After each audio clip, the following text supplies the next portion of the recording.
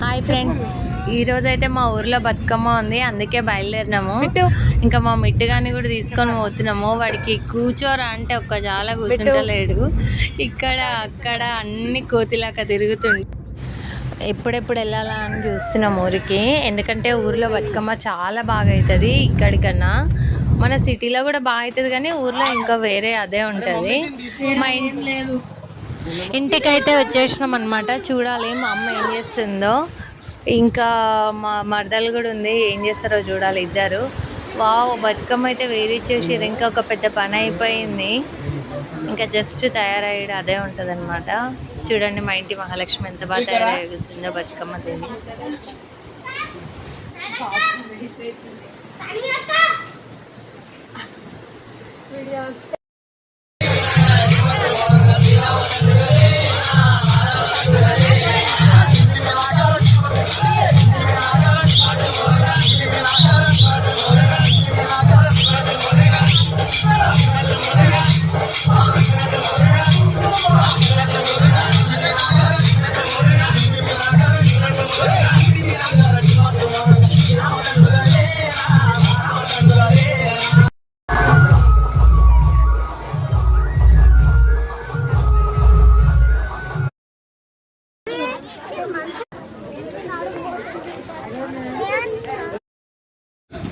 బతుకమ్మ అయితే మంచిగా ఆడుకున్నాము.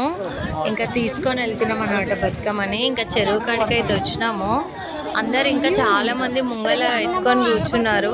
అయితే ఇప్పుడు ఇక మనది కూడా నిమజ్జనం చేస్తున్నాము. ఇంకా వీడికి వచ్చేసరికి అందరు మన చుట్టాలు అందరు కనిపిస్తారనమాట. చిన్నప్పటి వాళ్ళందరూ బతుకమ్మలన్నీ నిమజ్జనం చేసినాక ఇట్లున్నాయి. చెరువులోకి వెళ్ళి కూడా చాలా అందంగా కనిపిస్తున్నాయి. కానీ ఒక బాధ అయితే ఉంటుంది, 9 రోజుల నుంచి మనం బతుకమ్మ ఆడుకొని ఈ రోజు వదిలిపెట్టడం అనేది మిస్ అయిపోతున్నాం అనమాట. మళ్ళీ నెక్స్ట్ ఇయర్ కోసం వెయిట్ చేయాలి బతుకమ్మ ఎప్పుడు వస్తుందా అని.